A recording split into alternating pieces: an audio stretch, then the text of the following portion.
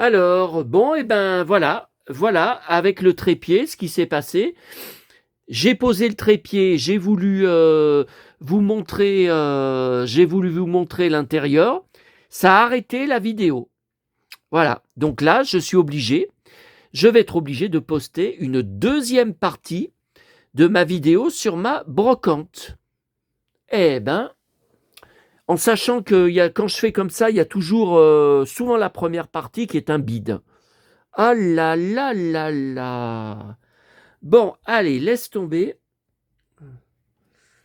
Ouais, puis le trépied, j'ai pas l'habitude, c'est la première fois que je m'en sers.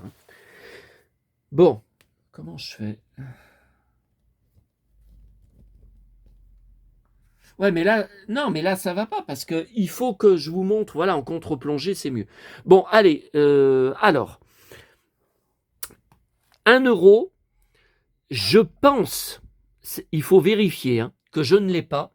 Casimir cherche Monsieur Dusnob, 1979, GP Rouge et Or, TF1, avec toujours les magnifiques dessins. Et alors, j'en reviens pas. Parce que dedans, il y a la liste des autres volumes. Et avec celui-là, ça fait 14 volumes.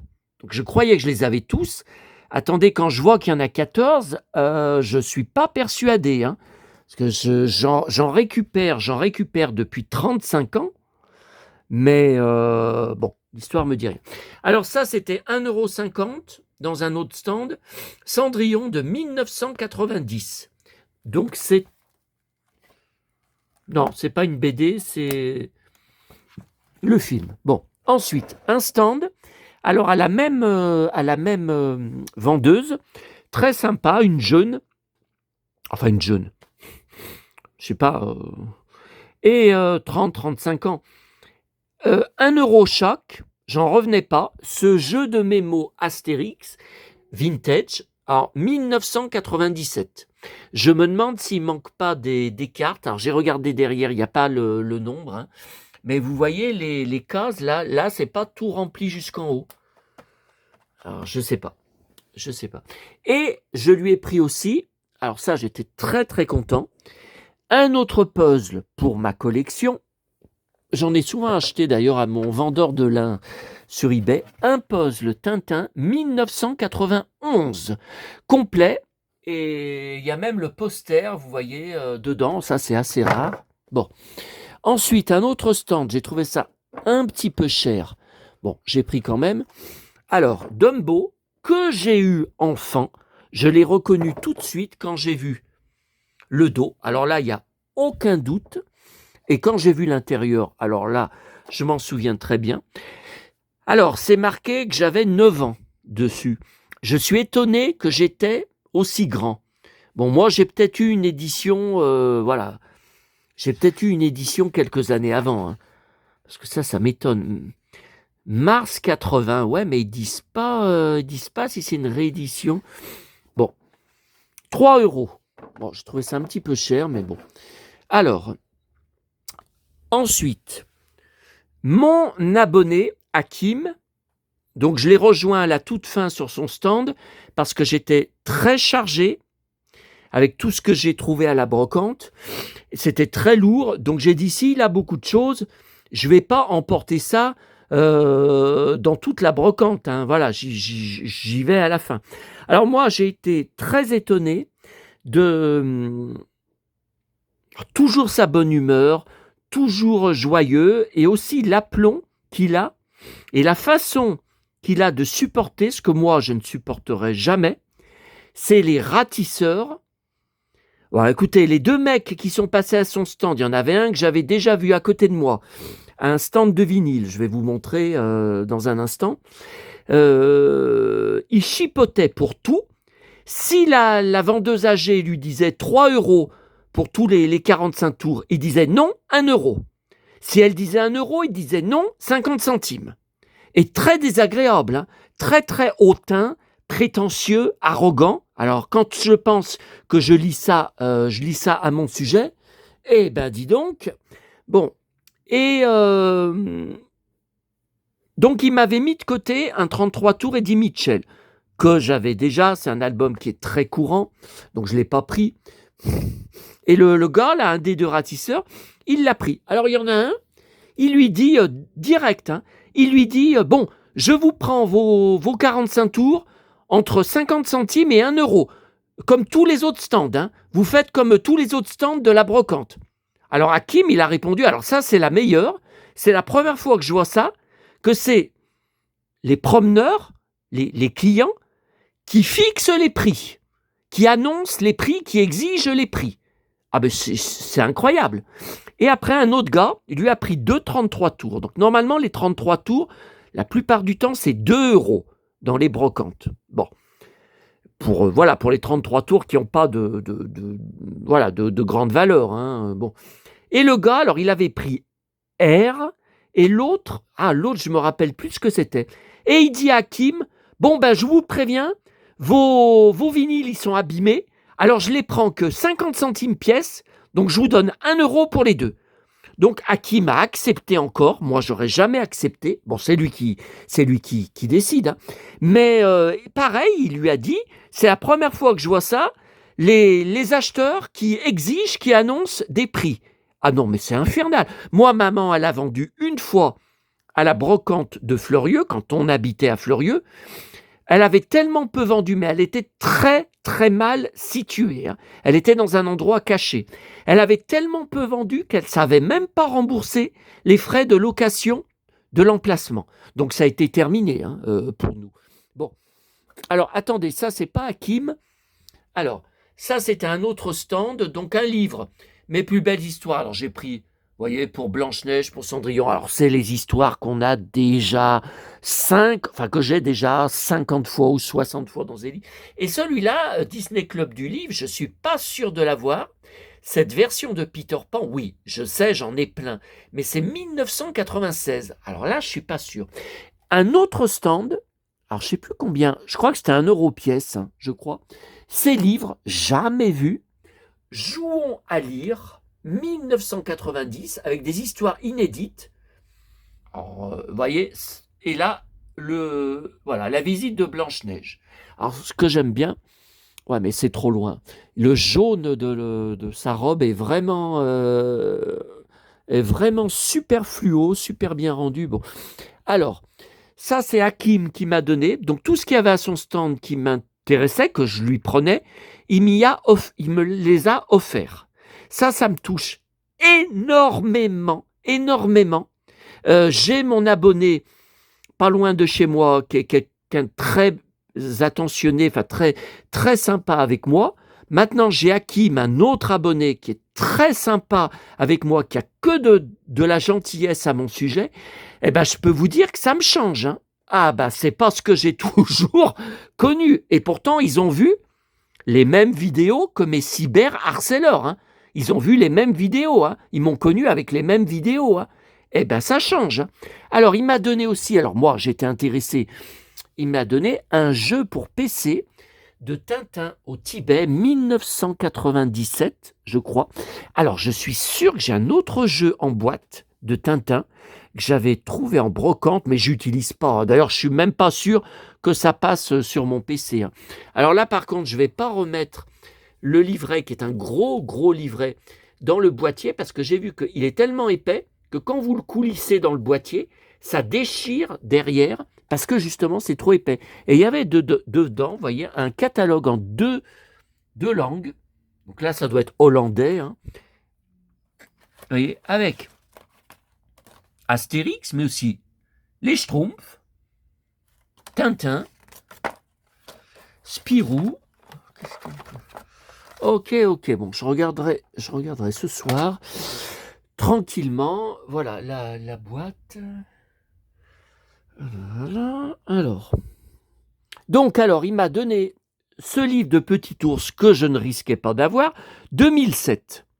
Et donc, je ne connaissais pas du tout, mais décidément, il est complètement dingue. Hein. Parce que regardez à la fin, il mange la neige. Petit ours lèche la neige, c'est bon comme une glace à rien. Alors ça veut dire une glace qui a le goût de rien. Non mais il est dingue.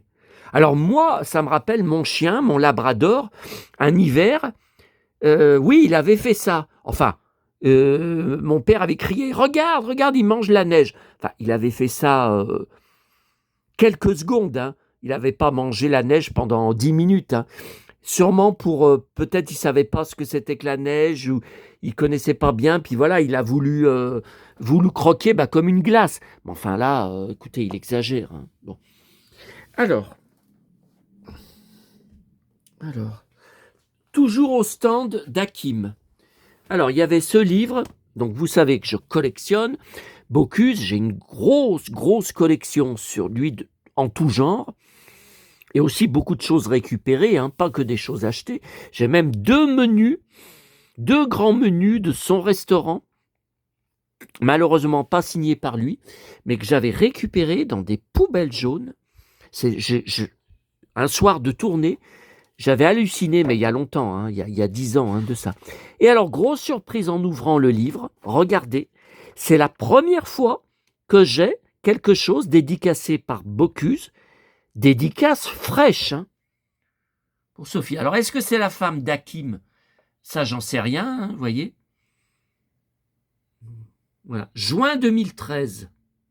Juin, je vous rappelle que c'est mon anniversaire et celui de maman. Non, non, mais c'est dédicace fraîche, hein. Il y a une interview aussi dedans où il retrace. J'ai vu qu'il y a une interview où il retrace sa vie, sa carrière. C'est pas que des recettes. Bon, alors qu'est-ce que j'étais content quand j'ai vu ça. Et puis alors, Hakim m'a donné aussi. Enfin, dans ce qu'il vendait, hein, j'ai regardé tout ce qu'il vendait, hein. Ce 45 tours de Johnny 1979 où il est tout en indien avec des franges. Alors curieusement, toujours là, c'est une chanson inconnue qui avait fait un bid, mais la face B, la fin du voyage, eh ben, elle est beaucoup plus connue. C'est celle où il dit dans mon cœur d'acier, nanana, nanana, dans mon cœur d'acier. Voilà. Bon. Et j'ai été sidéré. Ce 33 tours de la BO Miami Vice volume 2, 1986. Alors ça, je lui ai dit que j'étais sidéré. Alors d'abord, j'en trouve jamais en brocante. J'avais commandé, je ne sais plus, il y a 1 an, 2 ans.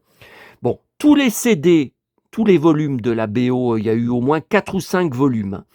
Et en vinyle, j'avais commandé des 45 tours et chaque 33 tours, mais j'avais trouvé ça le moins cher sur eBay Allemagne, malgré les frais de port d'Allemagne, j'avais trouvé ça moins cher. Bon, et je n'ai jamais reçu aucun des 33 tours. Je n'ai je crois, aucun 33 tours de la BO de Miami Vice, voilà, dans ce format. Car le vendeur, c'était toutes des transactions différentes, mais c'était le même vendeur, j'ai jamais reçu. Je lui ai envoyé des messages en lui demandant s'il avait bien posté, il m'a jamais répondu. Donc j'ai ouvert un litige sur eBay et sur PayPal et j'ai été remboursé. Sauf que voilà, ça m'a fait mal au bide et depuis, ben non, j'ai pas réessayé d'y racheter. Alors oui, là j'ai les romans. Docteur Justice, non, mais ça c'est. Ah non, mais ils sont pas classés là, ils sont classés ailleurs, là, les Miami Vice. Parce que là, c'est que les Don Johnson. Voilà, c'est les albums Don Johnson. Ah, ils sont par là, les Miami Vice. Parce que là, voilà, là, il y a toutes les saisons. Il y a toutes les saisons, les films avec Don Johnson. C'est quoi ce truc là au-dessus? Rebel Ridge. Ah ça c'est avec Don Johnson en 2024. Ouais, je crois que c'était sur Netflix. Mais c'est bizarre, je vois plus Miami Vice. Pourtant j'y ai vu il y a pas longtemps. J'avais vu il y a pas longtemps ma pile de CD Miami Vice. Et c'est sûr que c'est par là. Bah, attendez, ça doit être en dessous. Ça doit être en dessous. Attendez. Ah non, ah bah ils sont par côté, regardez, ils sont là. Ils sont là. Alors, attendez. Alors, j'ai mis Miami Vice 1, Miami Vice 2, donc c'est celui qu'on vient de voir, le 33 tours. Ça doit être Miami Vice 3. Alors, il n'y a eu que 3 volumes de la BO. Après, c'est un Don Johnson. The Essential, oui, bah, c'est une compile alors. Ça, c'est tout du Don Johnson. Mais... Non, bah alors c'est 3 volumes. Hein. C'est 3 volumes, ok.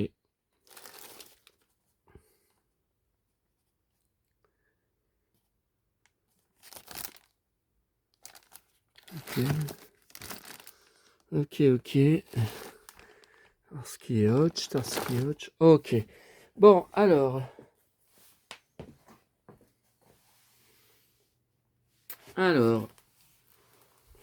Voilà, ça c'était pour Hakim. Ça c'était l'autre stand de la Dame âgée. Alors, j'ai trouvé une grande rareté. C'est peut-être ma plus belle trouvaille de cette brocante. Le deuxième 45 tours, comme je vous ai dit, de Marie Dauphin, qui est introuvable. Écoutez, depuis 35 ans que je fais les brocantes, première fois que je le vois. Donc c'était son second 45 tours à l'époque dans Récréa 2, hein. Teddy, voilà. Et regardez, 1985, hein. Antenne 2. Voilà.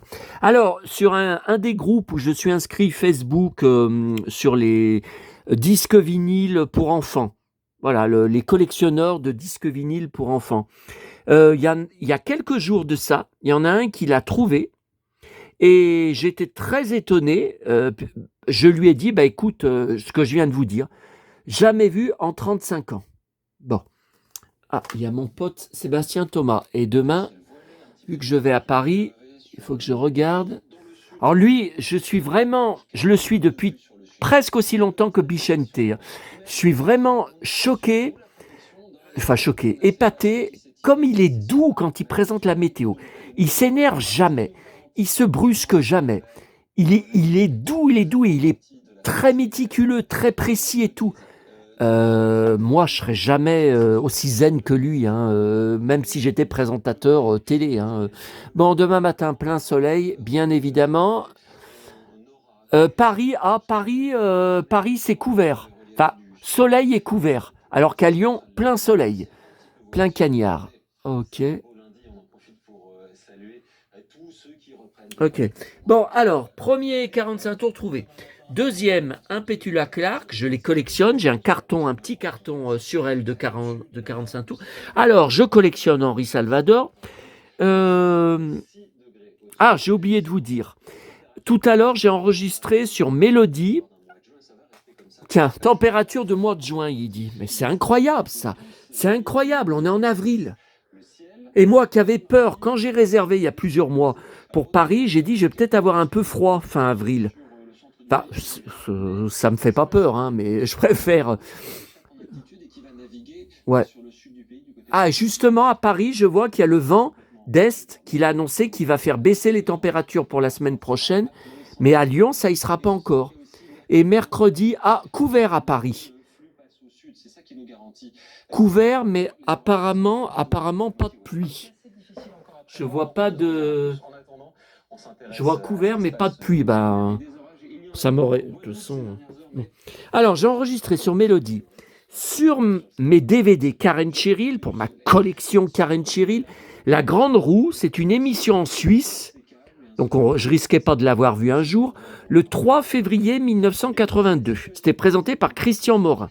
Et j'ai enregistré hier, toujours sur Mélodie, nouveauté, hein, nouveauté, c'est pour ça que je vous en parle, c'était Annie Cordy, donc sur mes DVD Annie Cordy, c'était... Attendez, il y a Jeanne Masse aussi qui est en pleine promotion. J'ai enregistré, elle a été reçue par Jean-Pierre Foucault. Là, j'ai enregistré sur YouTube. Alors là, j'ai enregistré les rendez-vous du dimanche, présentés par Drucker, du 15 mai 1977. Oh là là, j'avais 6 ans. Et il y avait aussi, alors elle a chanté un single à un 45 tours que j'ai, dans les... Je crois même je l'ai en double, hein, dans ma caisse de 45 tours Annie Cordy. Il y avait aussi Annie Girardot qui était invitée, qui avait sorti quelques 45 tours, j'en ai qu'un sur elle, il me semble. Ça, évidemment, ça n'avait pas marché, mais là, c'était une belle chanson où elle parle, hein, qu'elle a fait chez Drucker. Et demain, après-midi, je serai sur sa tombe. Voilà. Certainement à vous filmer et commenter, puisque je reparle sur mes vidéos. Mais il y avait le problème de vol dans les trains, des voyageurs dévalisés. Oh là là. Ah non, mais ils piquent les bagages. Ouais, enfin moi, vous vous rappelez qu'il m'était arrivé quelque chose, puisque j'ai un sac qui avait disparu ou que j'avais oublié, avec 250 € de figurines d'achat dans les magasins, les boutiques spécialisées de Paris. De figurines Star Wars, de figurines Chris Hemsworth, Thor. Bon. Voilà, et donc voilà, pour Annie Girardot, donc j'en parlerai certainement. Et il y a quelques jours, j'avais trouvé le... Bonsoir à tous, il était 20h36 hier soir à Washington, lorsque des coups de feu ont donc retenti aux abords du dîner des correspondants de presse. Les coups de feu pour Trump, ça y est, ça recommence.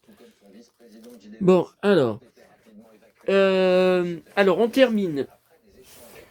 Donc, Henri Salvador, j'avais été sur sa tombe, j'avais fait des photos. J'y serai demain, mais elle est trop loin, hein, de l'endroit où je vais, sur la tombe de Michel Delpech, Annie Girardot, Marie Laforêt, etc.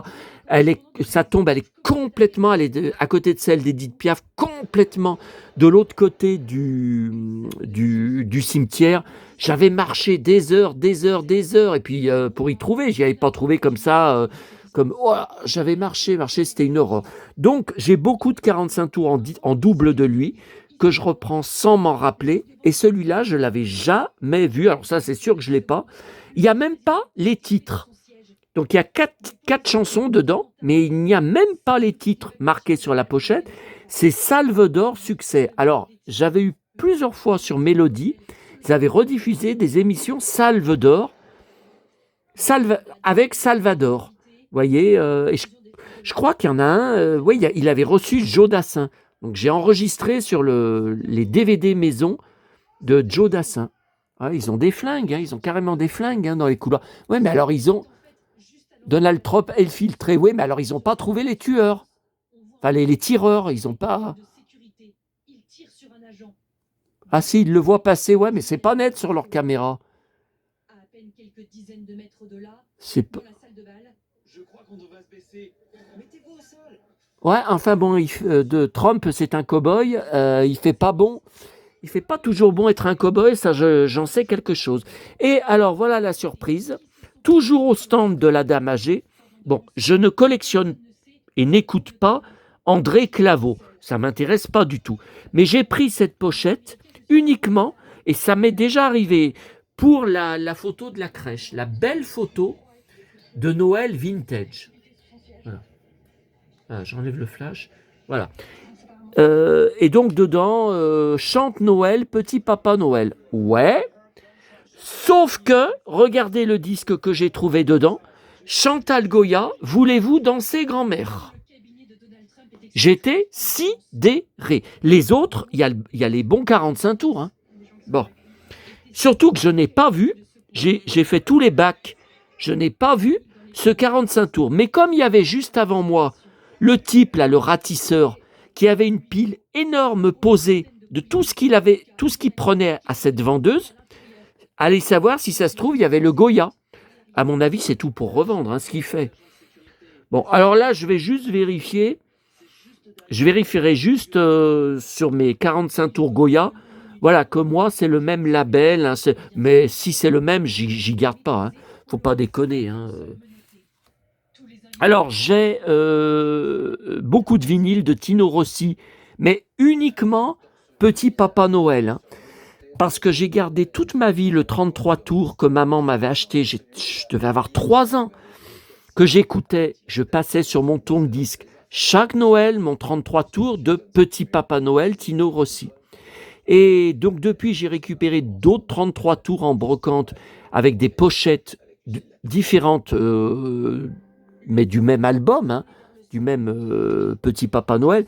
Et bien sûr, des 45 tours, j'en ai même en double, différents 45 tours des années 70, des années 60, des années 80. Donc les pochettes changent, hein, voilà.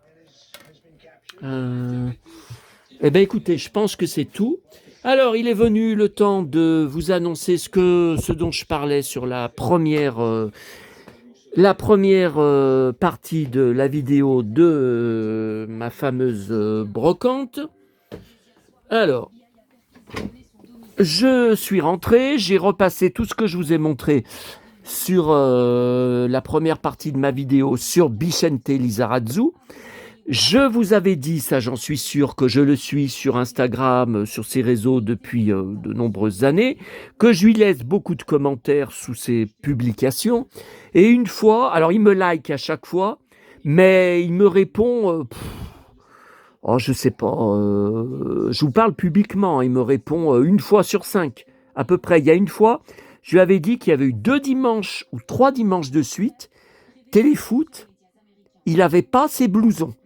Enfin, il les avait enlevés. Il était en t-shirt. Je lui avais dit que j'avais été hyper déçu.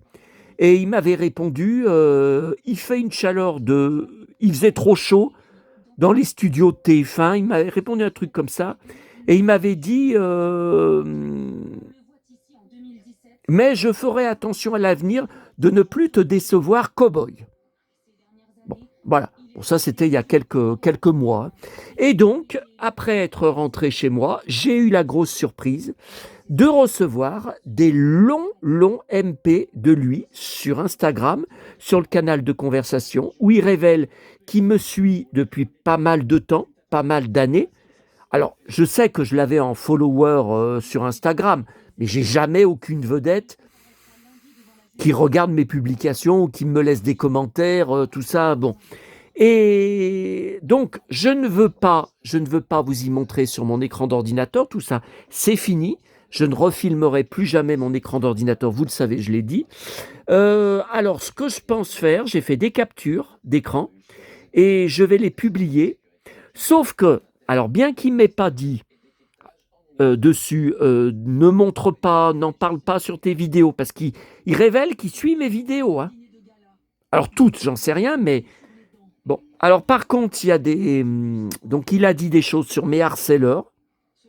Il m'a révélé, alors moi je ne savais pas, que... Enfin, il n'est pas commode hein, quand on le chauffe. Hein. Je vous ai dit, c'est un dur à cuire. Hein. Il m'a révélé qu'il avait des haters et qu'il existe même des groupes Facebook contre lui, anti. Il y en a même un qui s'appelle, alors j'ai été voir, hein, j'ai été vérifier, il y en a un qui s'appelle pour que Bicente Lizarazu ferme enfin sa gueule. Mais il y en a aussi d'autres, hein, pour que Bicente Lizarazu arrête de commenter les matchs de foot. C'est violent, hein. Bon. Et il m'a dit qu'il avait aussi reçu des MP, sûrement des faux comptes ou des anonymes, qui veulent se battre avec lui, qui veulent se bastonner avec lui dehors. Voilà. Il me parle de ça. Par contre, il a des... Alors, je vous préviens, alors, ce que je vais faire, moi au début, je voulais faire, par rapport à la première partie de ma vidéo, comme titre, ma collection Bicente Lizarazu, et lui envoyer. Je pense pas que ça lui aurait déplu. Je pense pas que... Bon. Sauf que le problème, c'est que je parle des MP qu'il m'a envoyé, et bien qu'il ne m'a pas dit « n'en parle pas », je ne sais pas comment il va réagir. Donc, je préfère ne pas mettre son nom sur le titre de la vidéo. Après, il y verra peut-être, il y verra pas.